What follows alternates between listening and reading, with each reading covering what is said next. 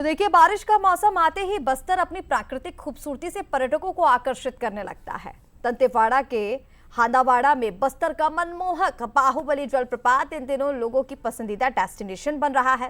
कभी नक्सल प्रभावित होने के कारण यहां पहुंचना मुश्किल था, लेकिन अब हालात बदलने के साथ ही पर्यटक इस अनछुए प्राकृतिक सौंदर्य का आनंद लेने पहुंच रहे हैं। जलप्रपात तक पहुंचने के लिए करीब 8 किलोमीटर की ट्रैकिंग करनी पड़ती है, लेकिन यहां पहुंचकर झरने की गूंज, हरियाली और सुकून भरा माहौल थकान मिटा ही देता है। बारिश में इस जलप्रपात की खूबसूरती और भी ज्यादा बढ़ जाती है।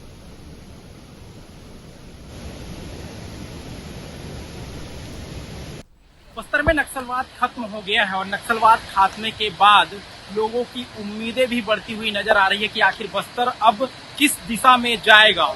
और बस्तर का प्रमुख संसाधन के रूप में अगर देखा जाए तो पर्यटन एक बड़ा जरिया के रूप में उभरता हुआ नजर आ रहा है और अब लोग बहुत ही आसानी से यहाँ तक पहुँच रहे हैं। और इस वक्त कुछ पर्यटक भी हैं, उनसे ही बात करते हैं कि किस तरह से जो है ये पूरा जो ट्रैक है वो होता है और किस तरह से ये वाटरफॉल है वो भी जानने की कोशिश करते हैं।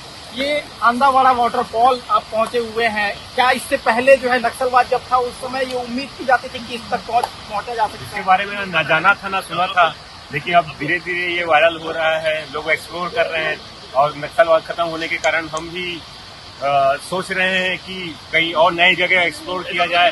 तो हमारे साथियों ने ऐसा प्लान किया और यहाँ उनके साथ आए। और भी पर्यटक हैं, उनसे भी बात करते हैं। ये हांदावाड़ा जो है नक्सलवाद खत्म हुआ, पर्यटक पहुंच रहे हैं, कैसा लग रहा है यहाँ पे?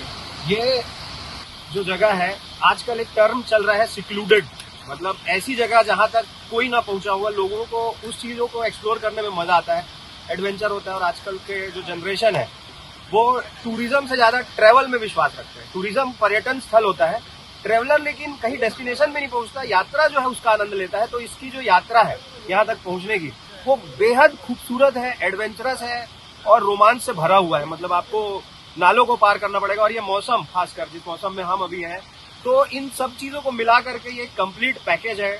एक छोटा ट्रैक इसको बोल सकते हैं, छोटा तो नहीं है, हालांकि 6-7 किलोमीटर का ट्रैक है, मजाक नहीं है।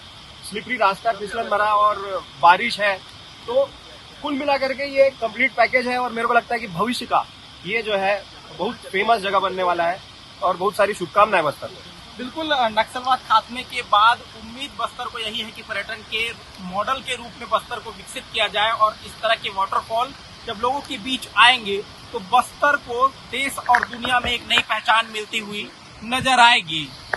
बस्तर से शिखर देवांगन।